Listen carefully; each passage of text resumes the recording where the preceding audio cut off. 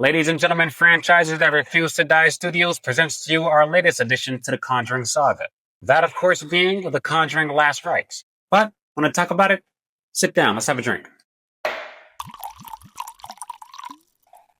Notice I poured you a pretty big glass.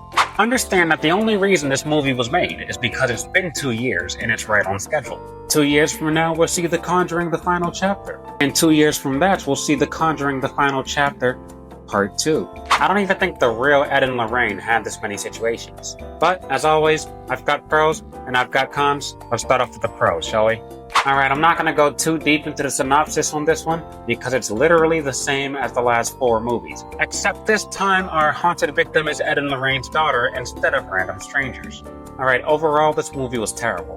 Now, I knew coming in that this was going to be a cheesy cop-out horror movie. I'm very used to the series by now. But, good devil, this was atrocious. But this is the pro section, so let me reset. If you don't know, I am actually a huge fan of pop-up horrors. I absolutely adore being scared by loud noises in unsuspecting moments.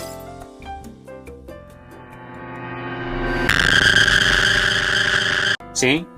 Did I get you? Didn't that feel good? The Conjuring movies have always specialized in this horror trope. Well, until now. Yes, be prepared to see this pop up again in the con section. Okay, there are things in the Conjuring movie that you literally would not see in hell. And I personally enjoy hell very much. There's a lot of great things to see, a lot of great things to do, and it's a great place to bring the family. But nothing is as scary as the faces I've seen in this movie. Oh? Kudos. This is where The Conjuring never fails. And thankfully for all of us, The Conjuring Last Rites does live up to the cinematic characteristic.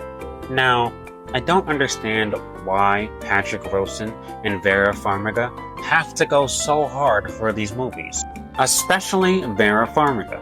Ever since The Conjuring 1, she's been locked in like Jason Tatum when he hits the last quarter. Except this quarter's been going on for 10 years. The characters are made for the audience, they're very easy to like. Feels like Ed and Lorraine are official in the horror genre. You know what I mean? They're like the Eustace and Muriel from Courage the Cowardly Dog. They're like the victims that never died. I just wish the script that we got was as great as their performance. Unfortunately, that was not the case. Now on to the cons. I think it's only right that I start the cons the way I started the pros. With the pop-ups. Again, I am a huge fan of pop-up moments. I enjoy the average pop-up, even the below average pop-up. What I don't enjoy is the same exact pop-up 4 times in a row. Spoiler alert. Of every creepy, ugly, scary witch lady pops up to check your prostate about 4 times during this movie. Yes, I did shit myself each time. But after the 3rd time, I literally started expecting her face. One can only wonder how the hell do we get the same demon 10 times in a movie that is about a dimension full of demons? Well, James Wan, fuck you. Besides me seeing the exact same face pop up over and over again, like that one suggested Facebook friend that you know looks familiar but you can't really tell why, The Conjuring continues to shit on us with its old washed up tropes. Horror industry leaders, when are we going to stop using children toys as a horror trope? Please leave it alone. I think I'd much rather see the director of Winnie the Pooh, Blood and Honey remake Toy Story than see one more floating doll. And wow, the character development in this movie was absolute bullshit. So many unnecessary scenes of half-assed character development. Please stop trying to give me character development in an hour and a half. For absolutely no reason do I care about Ed and Lorraine's daughter's boyfriend, Tony. Do you know that over an hour into this movie and we only had 2 pop-up scenes? Just 2.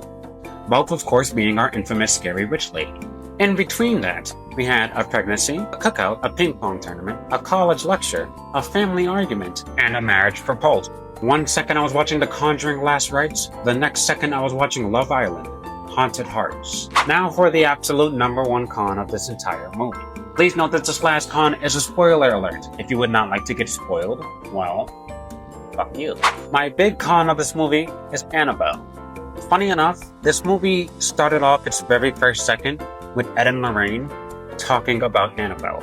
And I truly thought to myself, should I note this as a con given the fact that James Wan has referenced Annabelle in almost every Conjuring movie, even before the Annabelle movie itself released? And I was this close to giving James a break.